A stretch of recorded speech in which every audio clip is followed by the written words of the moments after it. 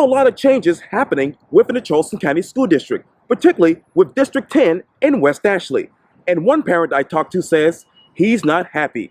I sat down one-on-one with former Charleston County School Board candidate Francis Beylotte III for this edition of Quintin's Close-Ups. And if you haven't already, subscribe to my YouTube channel and download my free Quintin's Close-Ups app in your Apple or Google Play stores. Francis Beylotte, welcome back to Quintin's Close-Ups. Thank you so much. It's great to see you again. Likewise.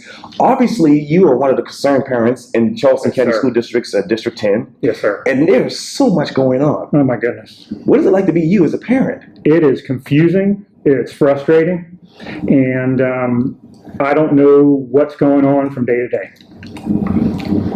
And I don't know where my daughter's going to end up. I have a fourth grader. I have a seventh grader. Right. I don't know where my daughter's going to end up in middle school. And that peace of mind is not the kind of thing a parent needs. Needs to lose, excuse me. As you know, I've run for the school board. I'm engaged with the processes that the school board initiates. I have been to every single meeting in the past 2 years. I participated in all of the mission critical meetings. I participated in listening sessions and coffee with the superintendent, and I had never ever heard anything about this sixth grade academy until the board brought it up for a vote at the committee of the whole in November. Yeah. And as you know, tonight they're going to have the full Charleston County School Board meeting. Yes. And I understand that they're going to actually, pass a couple of those particular proposals. Which proposals are you looking at right now, and which proposals are troubling to you as a parent? The most troubling proposal to me, which has already been voted on by the full board, is the creation of the sixth grade intermediate school in West Ashley, where all sixth graders in West Ashley will attend one sixth grade school, which is located on the campus of West Ashley Middle School. Right. A task force has been assembled to make that happen. It's led by Dr. Joe Williams, an extremely accomplished academic and school leader, as well as 12 members of the community, which includes educators, parents, and lots of expertise. It has been made clear to the board and the superintendent that to do that well, the task force needs more than 8 months. I'm concerned that they're rushing through this. And they're going to do it poorly. And if they do it poorly, the impacts are going to be great for all of the students in the West Ashley Middle School community. Let me take you to West Ashley, because the Charleston County School District met at West Ashley High School to talk about the consolidation of middle schools in West Ashley. And the meeting, as you mentioned, left parents with mixed feelings and questions. Yeah, I was there. Yeah, as a matter of fact, you told Channel 2 this quote: "I would like to see data that proves that a sixth grade only intermediate school gets the right outcomes for my child." What pre-existing and current information that you want to see right now as far as data? Well, I haven't seen anything, to tell you, to be perfectly honest with you. There's 2 intermediate sixth grade academies in South Carolina. There's one in Aiken, just started this year, so we don't know if that works. I can say about the Aiken school is that the Aiken community and the Aiken school district engaged with the community for up to 3 years to get that put in place. Now, that was put in place, frankly, for space issues, which I think is the issue here. I think it's important to note, though, that the Aiken community was engaged for an extended period of time to get this right. So, on the other hand, we have another sixth grade intermediate school in Lexington County, District 5, I believe. It's called Crossroads. It's been open since 1998. The outcomes for that school aren't that good. They have an incidence of bullying that's 210% higher than the other 2 6th through 8 middle schools in the district. So I'm having a hard time seeing how putting sixth graders by themselves is, for example, going to reduce incidence of bullying and harassment. I don't see any advantage to putting the sixth graders by themselves from an academic or behavioral or even safety standpoint. Now, I can see it as a product of space issues, but that's really poor planning. And the district needs to come to us and come clean and say, listen, we put together this new C.E. Williams school, I don't know, 5 years ago, 10 years ago, and we didn't realize that the West Ashley middle school parents were going to go, hey, Why do they get a new building and we still got this old raggedy Milton high school campus? That's a fair point, I think. If you build a brand spanking new middle school and you only give it to half the parents in West Ashley, the other half are going to say, hold on a second. And I believe a lot of folks are saying that, and that's fair. And for the district not to know that, to me, is absurd. And it represents a level of incompetence and poor planning that suggests, honestly, the superintendent should resign. Now, according to Channel 2, the school district held a meeting in West Ashley, at West Ashley High School, that is, as an opportunity to provide information and answer questions that parents had before opening the floor for public comments. How much information did you all actually receive that night? We had a presentation from Dr. Williams, and Dr. Williams' presentation included data regarding the combination of the two James Island middle schools, right. Which I'm not sure of the time frame on that, but I know it took longer than 8 months to combine those two middle schools, but it also includes 6 through 8. The reading and math scores did increase as an aggregate when those schools were combined. The James Island middle schools. Some data were presented on the demographics of the two West Ashley middle schools, which was frankly misleading. Both of our West Ashley middle schools, needs to be stated, are minority white middle schools. This is not a academic magnet high school versus North Charleston High School racial disparity here. West Ashley is a diverse, racially and economically. It's a community that represents what I think could set a model for diversity and inclusion in a public school system, not the other way around. So West Ashley Middle School versus C.E. Williams, they're really not that different. Okay. And the district is trying to frame them as a white and black school, as a bad and good school. And that, to me, is offensive and irresponsible. Let me get to the other side, because the Charleston County School District told Channel 2 that the district will look at several things from other school setups to different programs to find the answer. What other setups do you hope that they will actually use? I have no idea. As I said before, the Charleston County School District has a $900 million budget. Only 51% of that budget is spent on instruction in the schools. Okay, so this 49% of $900 million is going towards answering these questions, which have not been answered, and if they have, they haven't been communicated to the public. So the answer to your question, Quintin, and really the theme of this interview is, I don't know. I don't have any idea. And as a parent, I don't know is unacceptable. So what I would like to see is how a 6th grade academy is going to be better, or at least as good, as a 6 through 8 middle school. That's it. That's all I want to see. And still waiting. Still waiting. You also said this on Facebook, too. You said this quote, I have never been more confident that the Charleston County School District should be broken up into at least 4 smaller districts. Yeah. What districts would be ideal for this community right now? I think the way to do this is to go back to the constituent districts and make those the districts. For example, the D10 board becomes the major board for D10. And that does everything that the Board of Trustees does. I think from my experience running for office, and my experience engaging with the policies from McClellanville to Edisto to Ladson, the thing is too big. It's just too big. Now, the reason the board was brought together back in 1968 may or may not still exist, but when it was brought together, the Board of Trustees was only a financial board. It was only about making sure that each constituent board, which still operated the schools, hired the principals, and had a lot of power, got the right amount of money. Now, those the policy efforts from the constituent boards no longer exist. Now, our D10 board has taken a policy role because this West Ashley plan came from the D10 board. Okay. So I would urge you to reach out to Rodney Lewis, the chair of that board, to get his rationale behind it. There was a letter published that you may or may not be familiar with. That's a tangent. So the D10 boards have lost their power, and I think it needs to go back. Another thing I think that's even more important, Quintin, than possibly breaking up the district is to have single-member districts. Right now, all 9 seats for the county school board are elected countywide. Right. So the board members are not accountable to their constituents in D10. For example, if we decided we wanted to get rid of all 3 of our D10 West Ashley people on the seat, we could vote against them. They could still be reelected by other parts of the district. So that just diffuses the power of the community, and that's not acceptable. Now, obviously, the Charleston County legislative delegation met with the Charleston County School Board on Friday, and that was a lot of... You were there, right? I was there. And I'm wondering, are they closer to making that happen? Single-member districts? I can't... I know Leon Stavronakis has authored a bill. I'm not sure who else is involved with it. As you know, he's not telling the details of that. So I don't know if that's in the bill. I would lobby for it and advocate for it moving forward.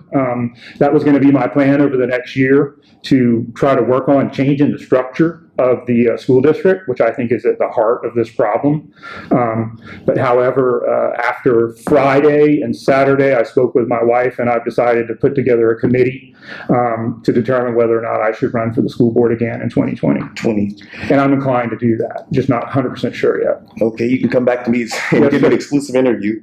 Speaking of which, the interview. The Charleston County School Superintendent discusses plans for low-performing schools with Live 5 News investigative reporter Carter Cole. Postaway told Live 5 News that she does not plan to turn schools over to private companies for full management or to create additional charter schools.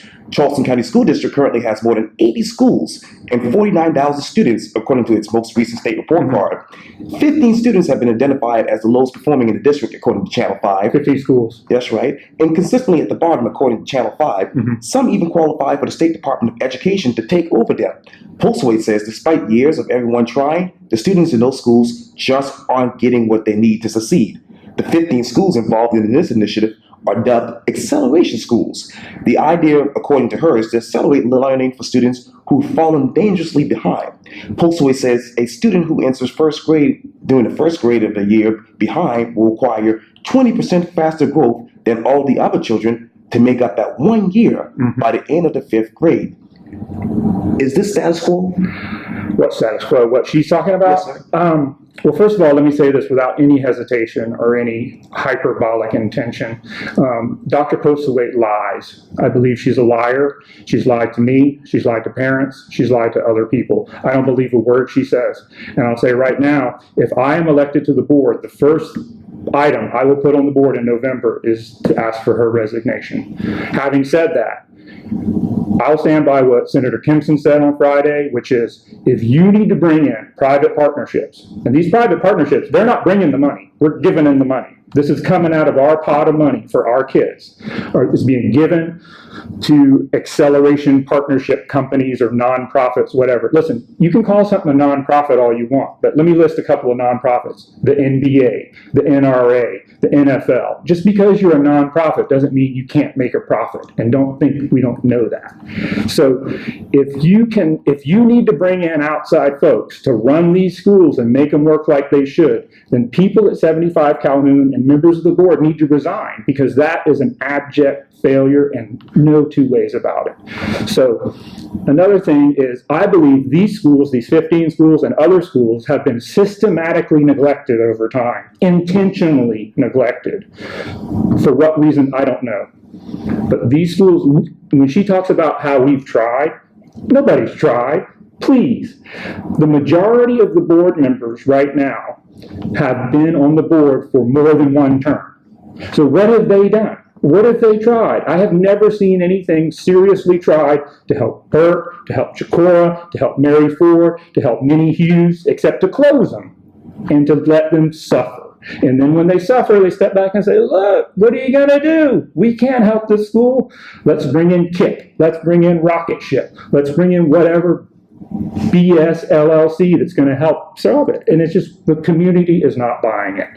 The status quo, yes, is unacceptable. But for this privatization agenda to use equity as a cudgel to divide and conquer the community that has such a long history of difficulties in this area is more offensive than anything John Graham Altman or Ben Tillman could have ever imagined. Now, as a disclaimer, I reached out to Sidney Bond Coates, who is a current Charleston County School Board member, to get this side of the story. I haven't heard back. I text Kate Darby, no response. I reached out to Erica Taylor and Andy Pruitt for an interview with Dr. Postaway, and this is a year ago. I haven't heard back yet. That's too bad. And in August, according to Channel 5, the Charleston County School District posted a solicitation for interest to see who might want to partner with those acceleration schools. The community backlash has been swift, according to Channel 5, because many are upset at the idea of an entity taking over a school. Some felt the district was just washing its hands of the students who need many of them the most. The quote, the solicitation for interest was very clear in specifying an entity chosen for a partner has to be a nonprofit, and that's what Postaway told Channel 5.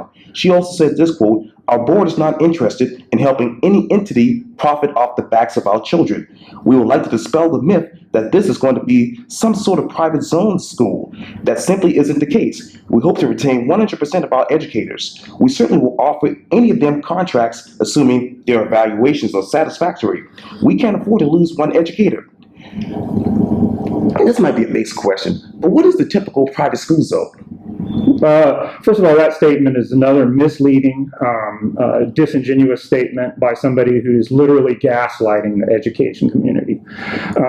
In terms of a private zone, could you clarify your question a little bit? Like, what do you mean if a private entity comes in and operates a school? Like, how will they do that, and what will their district be? What will their enrollment be? Let me go back to her quote. She says this, quote, we would like to dispel the myth that this is going to be some sort of private school zone. Yes, privatization or something like that. Right. Sorry to interrupt you. No worries. Yeah, so a lot of us have called this privatization, and she says that we are misunderstanding that it's privatization. But if you have an outside company that's not part of the school district operating a school, I don't care what you call it.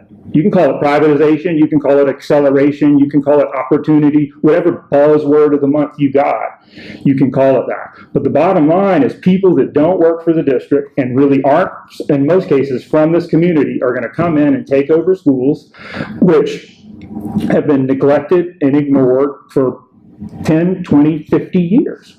And we don't like it.